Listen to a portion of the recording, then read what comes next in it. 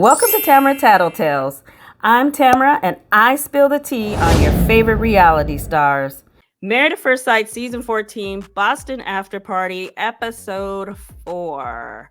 This episode featured Olajuwon, Alyssa, also known as Hostage, and Mark. This was a really good episode because we really got to hear some backstories on some of the situations that happened in the last episode. So Keisha starts off by asking everyone how they feel now that their weddings are over. Mark said his infamous line, "It was a lot." Olajuwon said, "Cold feet are real, but he's happy it's over." And Hostage says she's glad the first piece is over. That was the hardest part. Now, given that some of the couples had such a rocky start to their honeymoon, the signature cocktail was called a rum punch in the gut. Now, they've stopped giving out the recipe and want you to go on their website to retrieve it now. Go figure. They showed the clip where Lindsey, also known as Karen, was saging the hotel room and increasing the temperature in the room. Mark said when he saw her with the sage, he didn't know what she was doing. He said he was a little frightened when he saw her waving the sage and cranking up the heat. On the wedding night prior to going to bed, she had on scuba gear, then threw some goggles at him and was on the floor pretending to swim.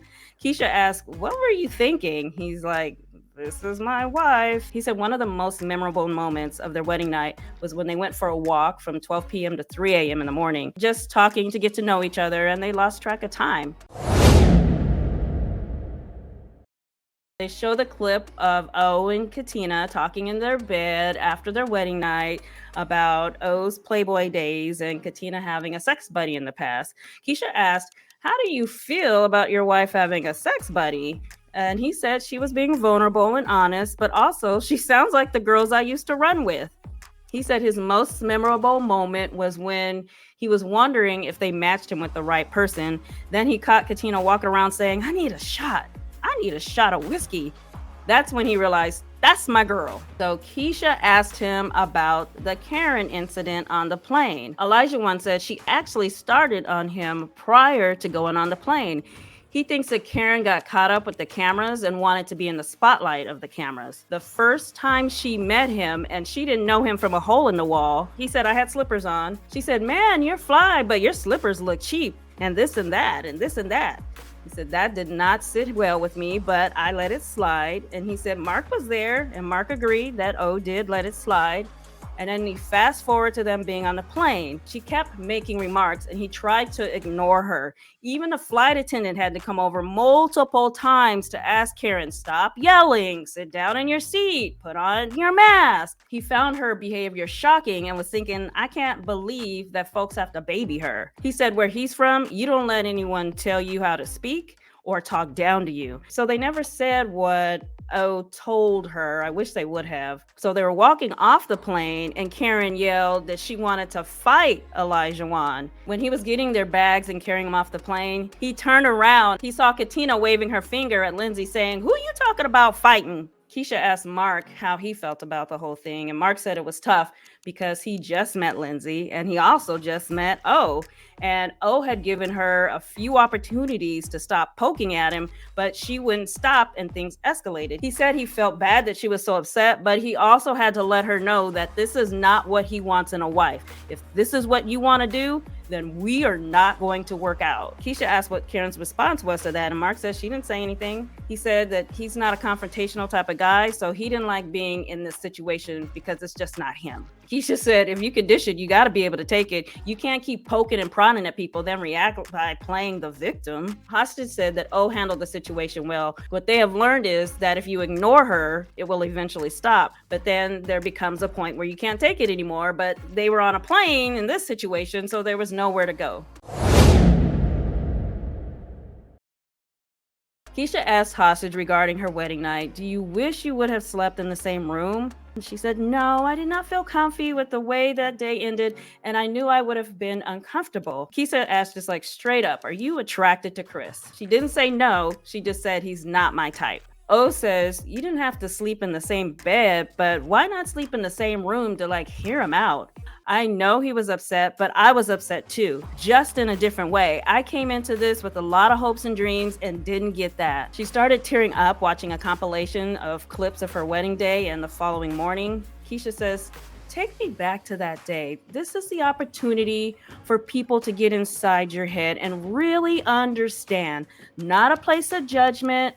So, what were you thinking? Unless you were in my shoes, no one will understand how I felt. Even other people who had done the show didn't understand how I felt. That's why I'm asking, how did you feel? You keep talking in generalizations, but that's not helping us understand. I think one of the biggest issues was the friend's comments about how he can be overbearing, talk down to people, and disregard other people's feelings.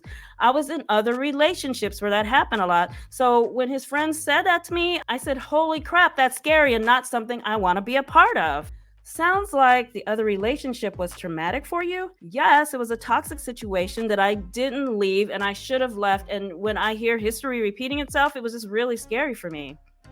I get that, but did you say this to Chris? I didn't say that I was in a relationship where it happened, but I did say that these things your friends said to me about you really bothered me. So this is the point. He wasn't able to connect how it really affected you because he didn't understand your history with this type of behavior. Did you ever take a step back to think about how Chris was feeling? Yeah, I tried to talk to him about it off camera. Let's get away from the cameras and talk about what's on our minds. I said to him, I don't feel you and I are a match. Did you tell him why? Yes, I told him then, and I told him in that clip you just showed. The reasons why sound like hearsay versus anything he actually did to you.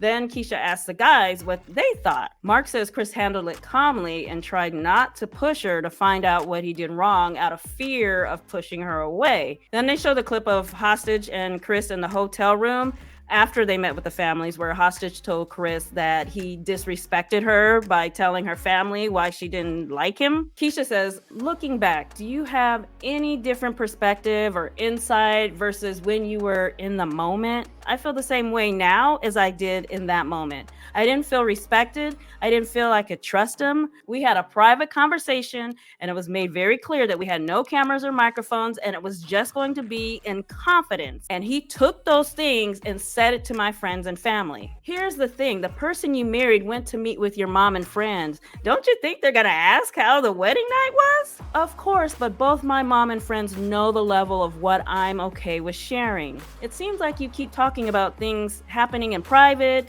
and you not wanting to share and feeling disrespected when things are shared. Why did you sign up for this show? This show is all about sharing your journey. There are things that I wanted to say that I would rather say when there are no cameras around. I don't want to hurt people's feelings. I don't want to be mean to anybody. I don't want to be disrespectful. Well, I guess the viewers are just going to have to watch the show and form their own opinions as a result of what has been shown. I was really hoping to get your side of the story. Then Hostage starts crying a little bit and interrupts Keisha and says, so I'm going to get up.